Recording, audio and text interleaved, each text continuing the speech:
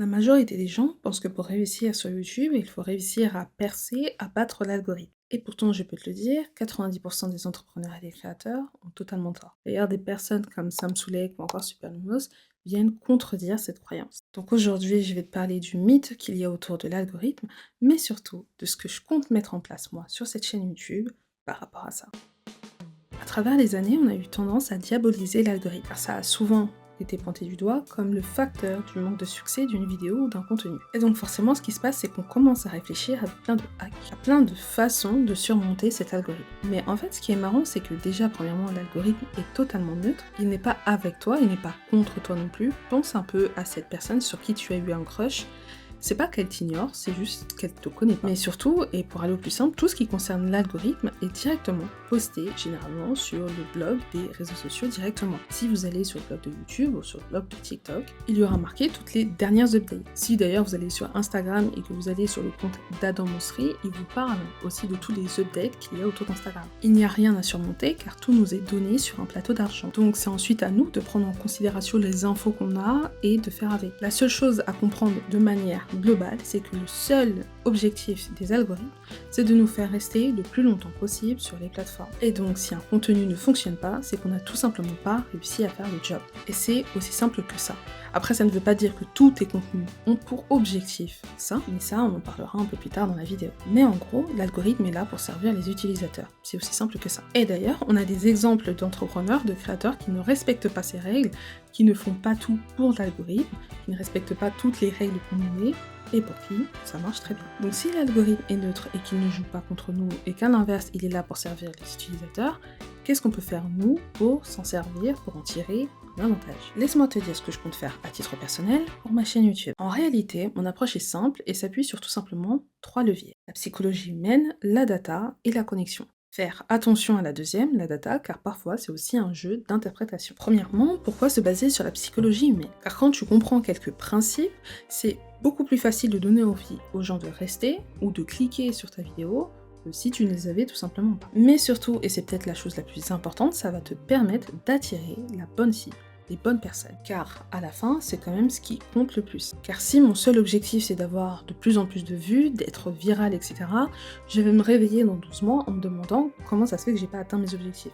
Et c'est pas le but. Donc l'objectif, ça va être d'attiser la curiosité, de susciter les émotions pour donner envie aux gens. Et si je donne envie aux gens, ils passent à l'action et ça, l'algorithme le notifie. Et donc du coup, va proposer ma vidéo encore et encore à d'autres personnes, mais surtout à des personnes qui ressemblent à la personne initiale qui a cliqué sur la vidéo. Et donc le but, c'est d'attirer les bonnes personnes et pour ça, il faut susciter des émotions, idéalement fortes, attiser la curiosité et donner envie d'agir. Si les gens cliquent, regardent et restent, globalement t'as fait le taf et t'inquiète pas, l'algorithme va faire le reste. Et ça c'est bien, mais avec de la data, c'est encore mieux. La data c'est quand tu vas analyser ton propre contenu, mais aussi le contenu des autres. Les sujets dont on parle ou pas, ce qui est tendance ou pas, des vidéos qui ont fait le plus de vues ou pas, qui ont beaucoup de likes ou pas, tout ce genre de choses. Laisse-moi te donner un exemple. J'ai fait une vidéo sur Mathilda Djerf il y a quelques temps. La vidéo a fonctionné moyennement au début, mais en réalité par rapport à la taille de ma chaîne, ça va, il n'y a pas besoin de s'inquiéter. Et surtout, ce qui est positif, c'est qu'elle continue à prendre un peu tous les jours. Et donc, au rythme qu'elle a, si ça continue comme ça, et ça c'est important, elle fera sûrement partie de mes top vidéos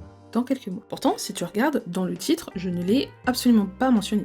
Il n'y a aucun moment où j'ai écrit Mathilda Djerf. Et d'ailleurs, je ne l'ai pas marqué dans la miniature non plus. Pourquoi? Car en faisant des recherches, je me suis rendu compte que la majorité des vidéos en français sur Mathilda Djerf n'avaient pas réellement réussi. Et les seuls qui avaient réussi, c'est quand ça parlait de drama, parce qu'il y a un drama autour de cette personne. Sauf que moi, je voulais pas parler de drama. Donc qu'est-ce que j'ai fait? J'ai recueilli de la data. Et qu'est-ce que cette data me dit? Ce n'est pas un sujet qui marche. En vrai, j'aurais pu m'arrêter là. J'aurais pu me dire, bon ben, Mathilda Djerf, c'est pas un sujet qui fonctionne de manière générale, donc c'est peut-être mieux que je le fasse pas. Mais j'ai quand même décidé de le faire. Et c'est ici que j'ai décidé d'interpréter cette data. Je me suis dit, peut-être que si ça ne fonctionne pas, c'est sûrement parce que les gens ne savent pas qui elle est, tout simplement. C'est vrai que dans la sphère réseaux sociaux, marketing, etc., on la connaît parce qu'elle a fait des grandes choses. Mais si on sort de cette sphère, le grand public ne vont pas forcément la connaître. C'est pour ça qu'un peu plus haut, je t'ai dit de faire un peu attention à la data, parce que ça peut être vite sujet à interprétation. Et donc, comme je suis partie du principe qu'une grande majorité de gens ne la connaissaient pas, qu'est-ce que j'ai décidé de faire? Rajouter du contexte et susciter la curiosité. Donc, à la place de mettre son nom, j'ai mis cette créatrice. Ça permet de comprendre que je vais parler d'une créatrice de contenu normalement. Et donc tu n'as pas besoin de la connaître, ce n'est pas grave, a construit un empire plus 35 millions de dollars sur la miniature. Et donc là, tu comprends que ça va sûrement parler business, en tout cas ça va parler argent. Et donc au final, ça attire les deux cibles que je vise. Ça attire les créateurs et les entrepreneurs. Et ça, même s'ils ne connaissent pas Mathilda Djerf. Et enfin, le troisième élément, c'est la connexion. En fait, c'est une étape qui est pas mal négligée et qui pourtant est super importante. Parce qu'en réalité, je suis pas toute seule. Il y a moi, il y a aussi toi, la personne qui regarde cette vidéo. Tu crées la discussion, mais rien n'empêche ensuite de la continuer, cette discussion. Et ça, c'est quelque chose qui a beaucoup de valeur, bien plus que le reste. D'ailleurs, souvent, la discussion, je vais la créer sur Instagram, pas forcément ici en commentaire. Si tu réussis à créer une connexion, si tu réussis à créer une communauté, cette même communauté voudra ensuite te suivre et te soutenir. Et c'est ça qu'on recherche en vrai. Et notamment, elle reviendra regarder tes vidéos. Et donc ça donne aussi de bonnes indications à l'algorithme. Bon, on est d'accord, le but de faire ça, ce n'est pas de se faire pousser dans l'algorithme. Mais on ne va pas dire non plus, on ne va pas le rejeter. Et ça d'ailleurs, dans tes analytics YouTube, tu peux le voir, les gens qui reviennent regarder tes vidéos. Tout ça, c'est un principe qui est important, la communauté avant la viralité. Donc au final, tu comprends, se plaindre de l'algorithme, ça n'a aucun sens, parce que se plaindre de l'algorithme, c'est au final se plaindre des gens. C'est se plaindre que les gens ne nous regardent pas. C'est comme si demain, un restaurant venait se plaindre qu'il n'avait pas assez de clients à cause de Google Maps. Peut-être que Google Maps n'a pas aidé, mais c'était pas la raison. Ok, maintenant t'as compris qu'il faut appuyer sur la psychologie des gens, mais comment on fait? Déjà, premièrement, il faut comprendre qui on vise. Et normalement, si t'as fait tes devoirs, ça, c'est quelque chose que t'as déjà fait.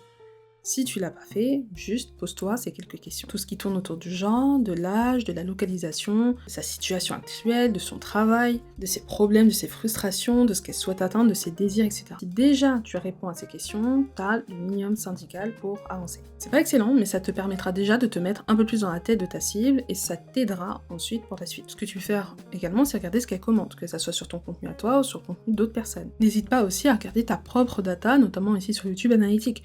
Regarde ce qui marche pas, ce que les gens disent pas, le nombre de likes, le nombre de dislikes, et tout ça, ça va être des indicateurs sur ce que les gens aiment, sur ce que les gens veulent ou ce que les gens veulent pas. Et tout ça, je sais que ça donne mal à la tête, c'est quelque chose que je fais avec mes clients, donc d'ailleurs, si tu as besoin d'aide, n'hésite pas à me contacter directement, à cliquer sur le lien en description. Au final, ceux qui réussissent, c'est pas ceux qui maîtrisent tous les hacks, c'est pas ceux qui cherchent à tout optimiser pour l'algorithme, mais c'est ceux qui arrivent à capter et surtout à garder l'attention. Il faut pas oublier, aujourd'hui, on est dans une guerre de l'attention. Si tu es trop focus sur les astuces, honnêtement, je vais pas te mentir, tu as déjà perdu. Et d'ailleurs, je pense que l'une des meilleures personnes qui a compris ça, c'est MrBeast. MrBeast a bien compris que certaines couleurs ou certaines choses allaient déclencher une action bien plus rapidement qu'une autre. Et donc lui, il s'appuie énormément sur la psychologie humaine et sur la data, sur tout ce qu'il fait. Mais surtout, le plus important, ne tombe pas dans ce piège de la viralité. Rappelle-toi de pourquoi tu fais les choses et de ton objectif premier. Ici, c'est la communauté avant la viralité. Et si tu veux comprendre pourquoi la viralité c'est fini, je t'invite à regarder cette vidéo.